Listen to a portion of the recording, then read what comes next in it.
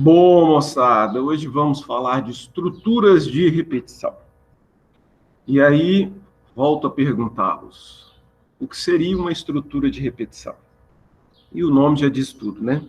Estrutura de repetição é simplesmente para repetir alguma coisa. Tudo que você tiver dentro dessa estrutura se repetirá. Mas se repetirá quanto, Fred? Ao infinito e além. Alguém já viu esse desenho? Não, né? Espero que não, porque esse negócio é velho pra caramba. Bom, mas não, a ideia não é que fique infinitamente repetindo, mas pode acontecer, tá? E a hora que acontecer, vocês vão lembrar de mim, se chama loop infinito. Bom, qual que é a ideia? Para que se colocar, se utilizar uma estrutura para repetir? Simples. Vocês se lembram do último programa que a gente fez na aula passada? Que era um menuzinho.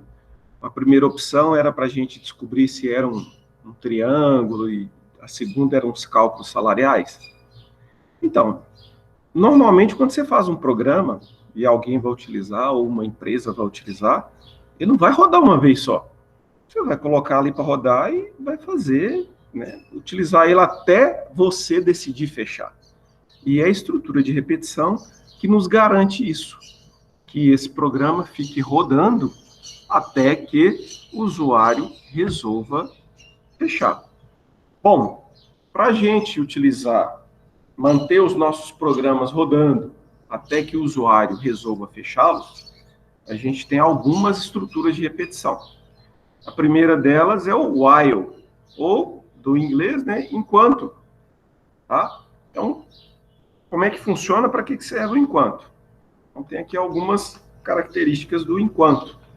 Ele permite que um determinado bloco de comandos seja executado em um determinado número de vezes. Então, moçada, igual a estrutura if, por exemplo, ele tem uma condição. E essa condição determina quando que ele deve parar.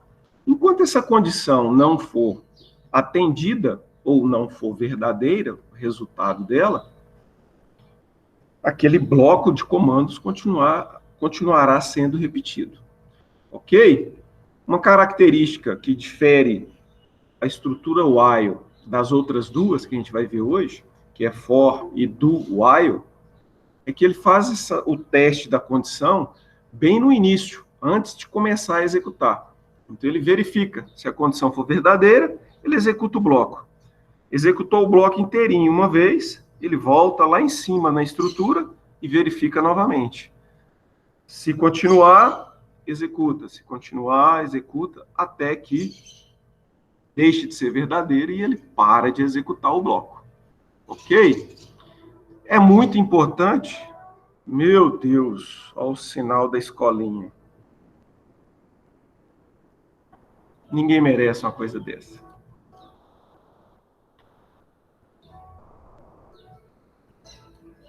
Bom, é muito importante que a gente tenha uma parte do nosso bloco de comando para garantir o quê?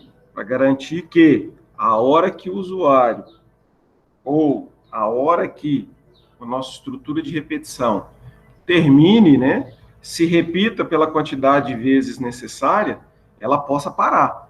Porque se a gente não tiver nada para invalidar essa condição, ela vai rodar infinitamente. Ok? Bom, a melhor forma de se aprender alguma coisa é na prática. Então, vamos praticar.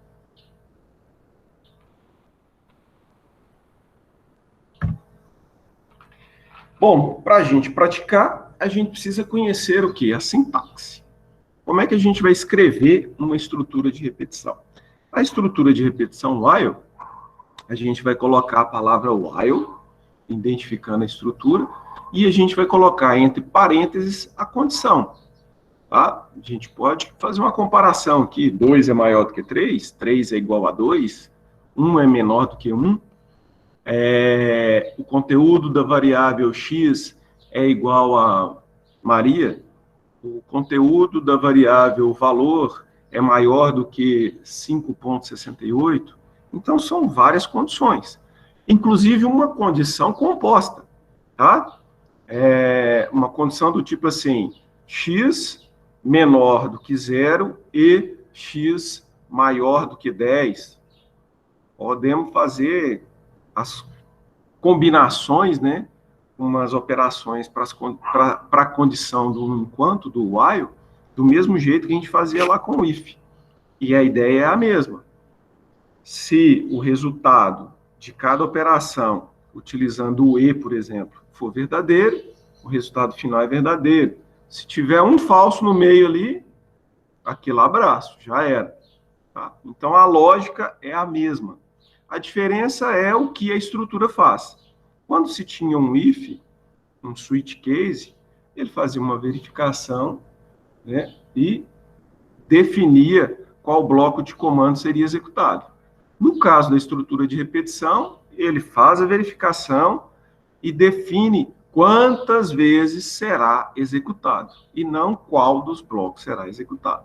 Ok? Por isso, um se chama estrutura condicional, e esse agora estrutura de repetição. Então, se eu quero escrever, por exemplo, 100 vezes a frase eu amo programar, em vez de ir lá e colocar 100 printf, né? Eu amo programar, eu amo programar, eu amo programar, eu simplesmente utilizo uma estrutura de repetição. Eu inicializei uma variável de nome fim com um valor de 1, e aí eu venho aqui e utilizo o while. O while quer dizer enquanto. Então, você pode fazer a perguntinha. Enquanto fim for menor ou igual a 100, tudo que está dentro das chaves será executado. Então, como é que funciona? A primeira instrução aqui é um printf. Então, ele vai mostrar, no lugar da máscara aqui, o conteúdo da variável fim. Então, a variável fim começou valendo 1. Então, vai aparecer aqui 1, tracinho, eu amo programar. Próxima linha de instrução. Fim, variável fim, está recebendo o valor dela, que é 1 mais 1. A partir desse momento, ela passa a valer 2. E a hora que eu cheguei fechando a chave aqui, eu vou voltar lá no início na estrutura novamente. Aqui. Voltei aqui, faço novamente a comparação. Fim está valendo 2. 2 é menor ou igual a 100? Sim, é verdadeiro. Se é verdadeiro, eu executo novamente. Mostro 2, eu amo programar. Fim está valendo 2, com mais 1, 3. Volta aqui em cima, e assim sucessivamente. A hora que fim tiver um valor de 101, o valor será menor, o valor será menor, não será... o valor não será menor e não será igual a 100. Aí, essa expressão, essa condição aqui será falsa. Se a condição for falsa, ele não executa o que está dentro das chaves. Ele vai pular, né, a execução do seu programa para depois da última chave. Beleza!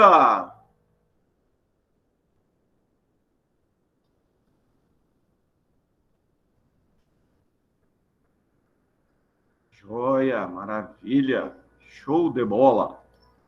Bom, agora a gente tem hora de trabalhar. Vamos fazer um programinha para vocês verem na prática como é que a gente aplica essa estrutura. Ok?